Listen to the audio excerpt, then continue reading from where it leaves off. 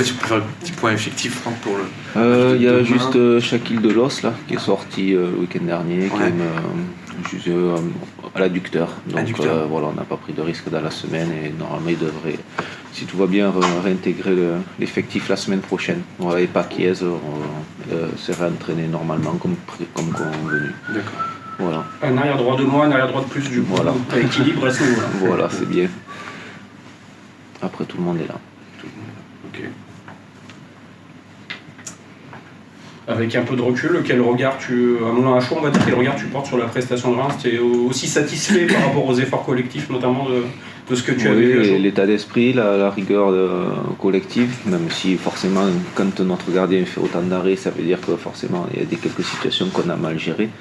Mais voilà, les joueurs n'ont jamais rien lâché, ont toujours persévéré, et puis ils ont été récompensés là-dessus. Mais bien évidemment, tout n'a pas été parfait. Justement, sur quel point un peu tu aurais aimé que ce soit mieux? Sur les sorties de balles, par exemple, sur les situations oui, un peu surtout sur quand on récupérait le ballon, savoir le garder. Voilà, on l'a bien fait pendant le premier quart d'heure, on l'a bien fait en fin de match. Voilà, on a eu 30 minutes en première mi-temps où on était très déficient là-dessus. Le deuxième quart d'heure aussi de la deuxième mi-temps, on était très déficient là-dessus. Voilà, c'était un ressorti sous pression, on était vraiment très difficile. Mais bon, quand on fait beaucoup d'efforts pour récupérer, c'est dur d'avoir des fois la lucidité et la réalisation technique pour faire les bons choix et la justesse pour pouvoir faire les courses, savoir garder le ballon. Et on a pêché là-dedans, oui, tout à fait. Voilà, c'est dommage. Plus des gens qui sont à la passe ou aussi des gens qui sont à la demande de la passe? De partout, il faut que ça soit combiné, mais c'est surtout les passeurs, parce qu'il y a quand même 10 solutions et il faut que voilà, il y en ait au moins 5-6 qui soient vraiment disponibles, surtout les joueurs offensifs, parce qu'il faut qu'on aille de l'avant. Mais après, il faut que la passe soit aussi bonne. Voilà, des fois, on a dégagé alors qu'on aurait pu donner des passes faciles. Et après, la justesse de la passe, des fois, n'était pas comme il fallait. Des fois, la passe était là, mais on n'arrivait pas à protéger le ballon. Bon, donc voilà, c'était un tout qui faisait que on reprenait donc des vagues successives. D'autant que tu avais plutôt aligné des joueurs créatifs dans l'entrejeu, donc j'imagine que ça te titille un peu plus qu'il y ait de la déficience dans ce domaine-là. Oui, c'est ça. Puis après, avec nos joueurs offensifs aussi, il faut qu'ils sachent faire les bons appels au bon endroit, dans les bonnes zones. Et après, on récupérait soit c'était les défenseurs qui étaient dans la première relance. Mais voilà, c'était un tout, un tout combiné. Voilà. Est-ce que le fait qu'il y ait 3 recrues, ça joue aussi un peu à ce niveau-là? Non, qui s'adapte, Non, je pense que c'est essentiellement dû à la qualité de l'adversaire, il faut aussi le dire. Oui, bien sûr.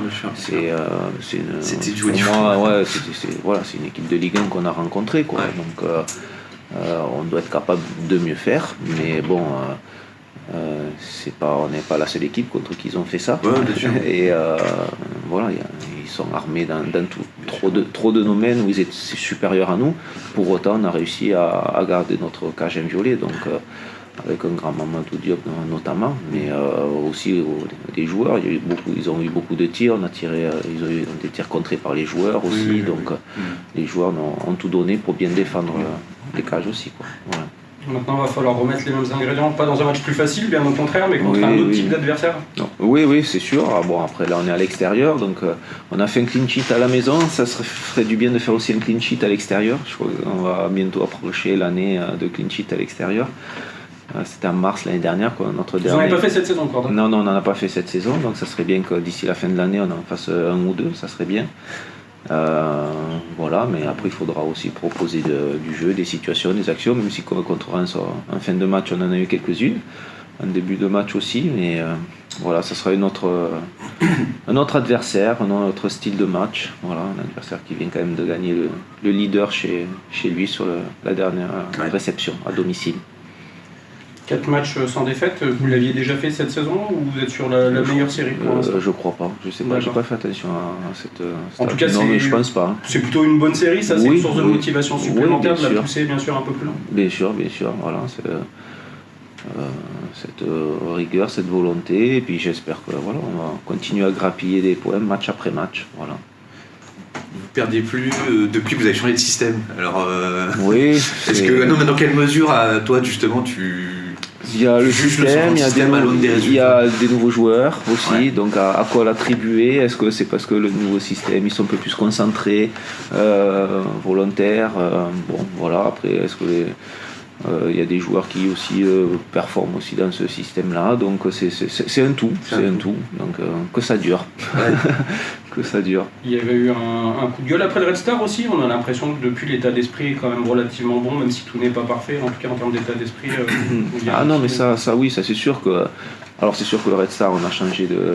Enfin oui, on a montré toutes les carences qu'il y a eu, et je trouve que les joueurs sont réceptifs et réactifs à ce qu'on a montré. Voilà, par exemple, il y a beaucoup de situations contre le Red Star où on se retrouvait dans des situations en infériorité numérique, défensive, et ça c'est impossible. Voilà, il faut au moins être en égalité numérique, voire supériorité numérique. Donc quand nous on attaque, on aime bien être à 2 contre 1 ou 3 contre 2, et c'est ce qu'on a offert entre guillemets au Red Star. Donc on a montré tout ça, et on le retrouve bien moins. Et après, il y a encore il y a quelques situations où on doit encore mieux communiquer pour s'échanger les joueurs, ou se passer les joueurs, ou garder les joueurs, pour pas qu'on soit mis à défaut, quoi. Voilà.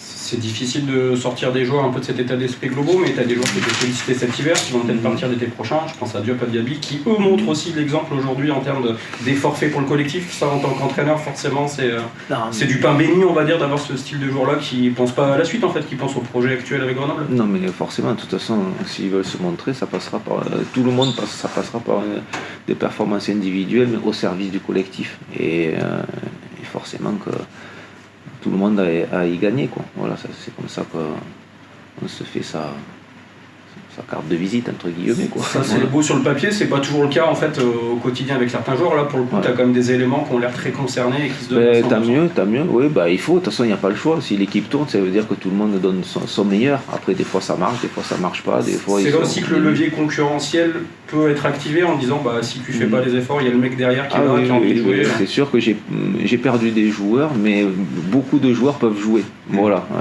beaucoup de joueurs peuvent être encore plus performants, mais beaucoup de joueurs peuvent jouer. Et d'ailleurs, ce qui est bien, c'est qu'actuellement, quand les entrants rentrent, justement, il n'y a pas une baisse de niveau, contrairement à des phases où il y a eu ça. Et actuellement, si on a des résultats, c'est aussi grâce à ça. Donc, d'où la concurrence, donc d'où l'état d'esprit aussi. Et donc, il faut garder ça. Voilà. Et c'est favorisé aussi par le fait que vous n'avez pas de blessés, malgré les conditions en hiver, on sait à Grenoble qui ne sont pas toujours évidentes pour s'entraîner, etc. Donc, Ouais, c'est sûr qu'on change régulièrement de surface, malheureusement. Mais bon, c'est comme ça. C'est sûr que c'est pas l'idéal. Tu avais réaligné le même 11, je crois, entre les deux derniers matchs. Oui. Est-ce que ça veut dire qu'il y a quand même, entre guillemets, une petite équipe type où chaque semaine à Non. l'entraînement, tu remets un peu Non, il les n'y a choses pas à plat. d'équipe type. Voilà. Faut performer. Voilà. Qui on peut lier aussi au fait que les entrants finalement sont au niveau, c'est-à-dire qu'ils ont le sentiment qu'ils peuvent aller chercher C'est un ça. peu plus. C'est ça.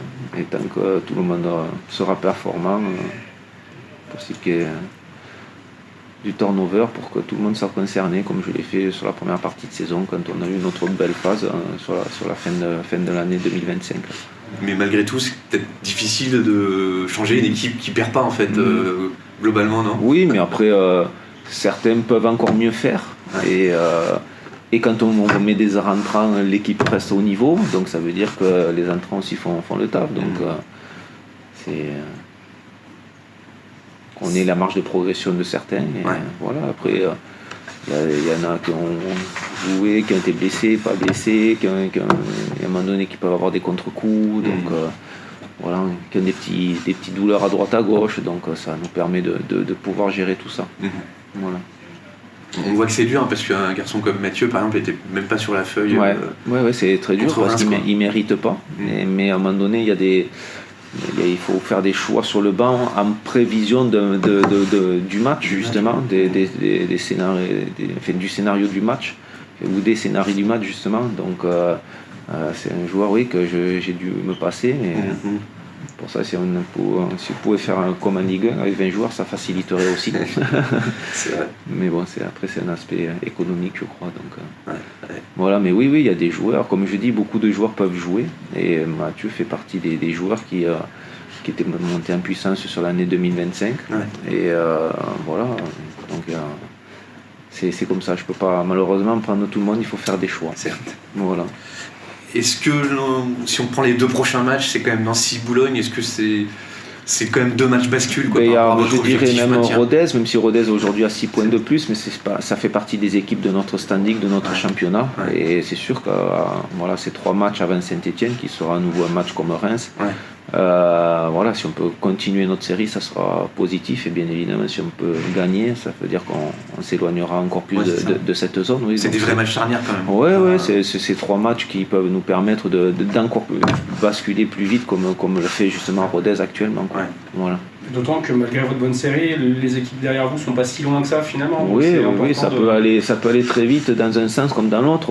On fait de résultats positifs, on se met avec Rodez et on se met une grosse bouée, et un bon pied pour le maintien, et on fait de résultats négatifs, on peut se retrouver encore plus proche d'en bas, parce qu'on voit que tout le monde grappille chaque journée des points. On n'en perd pas face à la plupart, mais on pourrait en gagner plus. Mais ça peut aller très vite. Pour l'instant, on est leader de ce groupe d'équipes, et j'espère qu'on le restera et qu'on s'échappera, mais ça peut aller très vite dans notre sens. En termes de projection de points, vous avez fixé une base minimum, on va dire, pour le maintien. C'est quoi? C'est 38, c'est 39, 40? C'est difficile à dire. C'est difficile à dire. C'est difficile à dire parce qu'on a vu que ce championnat était très complexe et tous les week-ends il y a des surprises, je dirais. Donc, des surprises à ce stade-là, d'ailleurs. C'est tellement homogène que... Mais c'est ça, quand on voit Nancy le week-end dernier, il y a 15 jours, qui a gagné le leader, même si le leader est dans une mauvaise passe, mais on n'aurait pas pensé que, chacun, Boulogne qui va gagner à Pau, qui était sur 2 victoires, donc je veux dire, tout le monde à un moment donné derrière fait des résultats. Nous, on en a eu fait, donc il faut pas traîner. Après, le nombre de points qu'il faut, l'année dernière, je crois que c'était 34 ou 35. Donc déjà, ils ont ça, et après, s'il le faut, il en faudra plus. Et s'il le faut, il en faudra moins, mais bon, allons-y là-haut, et puis si on peut en avoir déjà des 10 de plus, je pense que ça le fera. Il reste 11 matchs, donc... Peut-être juste un petit mot, parce qu'on va avoir Mamadi Bangré derrière. Quel regard tu portes sur sa saison? Est-ce que tu en attends un petit peu plus? Forcément, sinon il serait titulaire indiscutable. C'est un joueur intelligent, techniquement assez à l'aise. Il doit faire plus dans son efficacité, je dirais, pour le collectif, surtout dans le domaine offensif, parce que c'est un joueur offensif qui doit avoir un peu plus de stats, mais qui a alterné le bon et le moins bon. Mais qui a du potentiel, qui avait bien débuté l'année, et après qui peut retomber dans ses travers. Donc mais c'est un joueur qui a de la qualité, donc il faut qu'il se fasse encore un peu plus violence pour franchir des paliers, des caps. Mais qui aime le foot, on discute bien. On échange bien quand on échange sur les matchs, les performances des fois, puisqu'on a fait des retours vidéo sur la saison, et donc très, très intéressant à parler avec lui. On avait parlé un peu en début de saison, là c'est sur son poste un peu où il se sent le mieux, un peu pas en électron libre, mais un peu dans l'entrejeu, il peut bouger un peu derrière l'attaquant. C'est là où tu l'estimes le plus intéressant, toi? Oui, parce qu'il a quand même une certaine intelligence de jeu, donc après je sais qu'il a été performant sur le côté, mais pour l'instant je l'ai plus utilisé dans l'axe, donc c'est un poste où il faut qu'il s'émancipe. Sur le sujet, on avait vu l'Alias très à l'aise dans l'axe. Tu l'as repositionné sur un côté depuis 2 matchs. Comment tu juges un peu, toi, justement, ces différentes prestations aujourd'hui sur les 2 postes? Intéressante. Franchement, oui, c'est vrai que le premier match, je l'avais mis en pointe. Il n'y avait pas Hugo Bonnet qui était là, donc maintenant il y a Hugo Bonnet, il y a Moussa, il y a lui, mais je trouve qu'il travaille énormément sur le côté également. Défensivement notamment, c'est quelqu'un qui il est capable d'allier les deux, et il a de la technique, de l'intelligence et du volume, et donc ça me met une arme supplémentaire, notamment de vitesse aussi, donc il fait des prestations intéressantes aussi, Ok. Impeccable. Parfait. Allez, merci. On te fait une journée. Justement, Mamadi, comment vous abordez un peu là ces 2 matchs qui arrivent? Parce que justement, on aborde les 2 matchs quand on est dans le groupe Grenoble aujourd'hui, où on se focalise déjà sur ce premier déplacement. Déjà en tant que joueur, je pense qu'on joue tous les matchs à fond, peu importe l'adversaire. Comme on dit, on prend match après match, mais bon, c'est sûr que là, on va dire que c'est des adversaires a priori de notre championnat. Donc c'est des matchs super importants pour essayer de creuser l'écart et vite atteindre nos objectifs. C'est un peu des matchs charnières quand même qui peuvent vous faire basculer du bon côté, on a l'impression. Totalement. En fait, c'est que si on gagne ces matchs, on sera dans une position beaucoup plus favorable et ça nous permettra d'avoir des ambitions plus élevées en fait. C'est aussi simple que ça. Ouais. Pour revenir rapidement sur le match de Reims, est-ce que vous avez pris du plaisir déjà? Est-ce qu'on est satisfait, on est content quand on met le bleu de chauve comme ça, que c'est un peu plus difficile, on va dire offensivement, mais qu'on fait les efforts collectifs solidaires, etc. Franchement, même au-delà du match de Reims, je pense que sur les 2-3 derniers matchs, en termes d'état d'esprit, d'attitude, on a pu voir qu'on était un groupe, je dirais, vraiment soudé. Tout le monde se bat les uns pour les autres. Après, bien sûr qu'au niveau du jeu, dans le contenu, on peut faire mieux, on doit faire mieux, et on est à la recherche de ça. Mais sur le match de Reims, on a affronté une belle équipe. Je pense qu'on peut, comme je vous ai dit, en termes d'état d'esprit, de valeur, je pense qu'on a fait un bon match. Et après, il y a l'autre côté du jeu aussi, sur l'aspect technique, tactique, où on peut faire mieux. Et je pense que ça, on va essayer d'améliorer ça sur le long terme avec beaucoup de travail. Et c'est des petits détails, mais comme on dit, les détails font de grandes différences. Donc on travaille pour ça. Si on reste sur l'état d'esprit et le caractère, il y a le match du Red Star quand même, au-delà du résultat, où on n'a pas forcément senti une équipe justement ce jour-là. Qu'est-ce qu'il y a eu? Est-ce qu'il y a eu des gros échanges, des grosses discussions pour expliquer un peu ce changement quand même? En fait, c'est simple. Dans le foot, des fois, il y a des défaites qui font mal et vous prenez ce genre de match comme un électrochoc. C'est-à-dire que peut-être que perdre 3-0, c'est peut-être grâce à ce match que vous allez vous dire les choses en face, que vous allez essayer de vous fixer de nouveaux objectifs et de repartir sur de bonnes bases. Et peut-être que c'est une défaite qui a fait très mal, certes, mais peut-être que ça nous a permis d'avoir, je dirais, un peu plus d'humilité, de repartir sur quelque chose de plus sain et de plus méchant, en fait, tout simplement. Des fois, dans le foot, il faut savoir être méchant et c'est ce qui, des fois, je pense que c'est ce qui nous fait un peu défaut, tu vois. Ouais. On est une équipe, on va dire, des fois, on peut dire qu'on est une équipe gentille. Est-ce que la physionomie du match à Pau aussi vous a permis justement de se mettre dans cet état d'esprit-là avec une première partie de match très compliquée, mais vous n'avez pas lâché et vous êtes allé chercher ce point qui fait peut-être aussi, qui explique peut-être aussi tout ce qui découle depuis?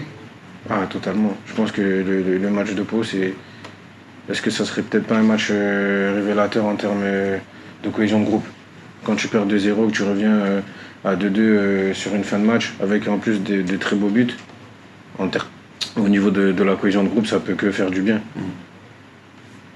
Tu sais bien que tu parles de groupe, le coach le dit souvent ces dernières semaines, les remplaçants apportent beaucoup, toi tu fais partie un peu de ces joueurs qui sortent du banc et qui apportent. Comment toi tu le vis déjà, ce côté un peu plus joker actuellement?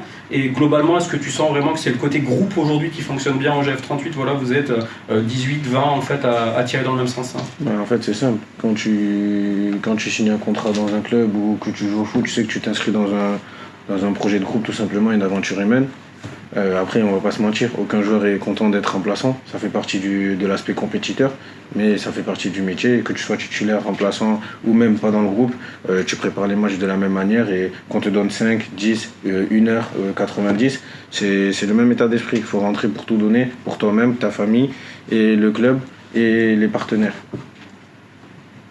Toi, tu estimes qu'aujourd'hui les choses ne sont pas figées, qu'il y a des choses à aller chercher, qu'il y a des titulations à aller chercher? Il y a tout. Dans le foot, rien n'est jamais acquis. Le foot, c'est un sport où il n'y a pas de vérité et tout va très vite. Donc il faut juste travailler, avoir un bon état d'esprit, travailler et chercher toujours à être meilleur qu'hier, c'est tout. Après, chacun son travail. Nous, on est joueurs, il y a des coachs, il y a des directeurs sportifs, il y a ceci, il y a cela. Non, chacun son travail. Ça veut dire qu'il n'y a pas de frustration, ou il y a un peu de frustration quand même quand tu regardes ta saison, sur ton temps de jeu global, des choses comme ça? Non, en tant que compétiteur. Si je vous dis que je suis content, ça serait mentir. Mais moi, mon travail, c'est de travailler, de toujours travailler, et quand je suis sur le terrain, de donner le maximum. Ouais. Ça s'arrête là. Il n'y a pas de... faut être très, très professionnel, et on est des professionnels. Ouais. Donc sur ça, il n'y a pas de problème. Aucun joueur vous dira qu'il est content d'être remplaçant, mais c'est pas une raison pour avoir un mauvais état d'esprit ou non. Il faut respecter tout le monde, respecter les supporters, respecter le président, les gens qui investissent. Donc non, quoi qu'il arrive, toujours à 100% focus derrière le club. Qu'est-ce que tu dois faire de plus, toi, selon toi, pour justement aller chercher un peu plus encore? Qu'est-ce que je dois faire? Tout simplement être décisif. Je pense que c'est ce qui me manque. Je pense qu'un joueur qui va apporter de la créativité, ça doit être décisif et c'est ce qui me manque ces derniers temps. Bon, même si j'ai réussi à faire 2 assists, 2 matchs, mais bon, on va dire qu'il faut chercher à être plus décisif. C'est important. Est-ce que le nouveau système, là, depuis 4 matchs, si je ne me trompe pas, voilà, tu penses qu'il correspond? Tu t'es utilisé un peu en soutien des attaquants comme ça. Est-ce qu'il correspond bien à tes qualités, tu penses?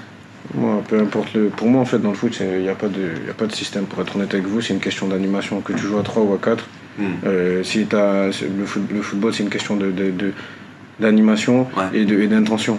Donc, que je joue à 3 ou à 4, pour moi, ça n'a pas d'importance, en vrai. D'accord. En termes de positionnement, par contre, tu es un peu libre, c'est ce qui te convient le mieux, voilà, de naviguer un peu Ouais, on va dire que quand tu es 10, quand tu es 10 derrière l'attaquant, tu es un peu plus libre de te déplacer parce que tu as un peu plus la responsabilité d'animer. Est-ce que ça me convient? Tout me convient. Hein. Tant que tu es sur le terrain. Tout me convient. Ouais. Comment est l'état d'esprit là? Parce que vous êtes sur une série de 4 matchs sans défaite. Est-ce que ça a amené une bonne dose de confiance dans le groupe? Peut-être que vous ne l'aviez pas perdu, je sais pas, hein, mais comment tu juges un peu votre vie collective là, depuis quelques temps? Forcément, les résultats positifs, ça amène, je dirais, une bonne énergie. Ouais. Après, même si on est sur des résultats positifs, quand je regarde le classement, vous pouvez bien voir que rien n'est fait et que c'est quand même très serré, donc on ne peut pas se relâcher ou dire non. Il y a une bonne énergie, mais on sait qu'on doit aller chercher des performances. Ouais.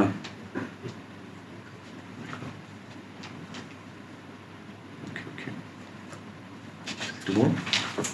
Impeccable. Merci Mamélie, merci beaucoup. Merci à vous. Merci.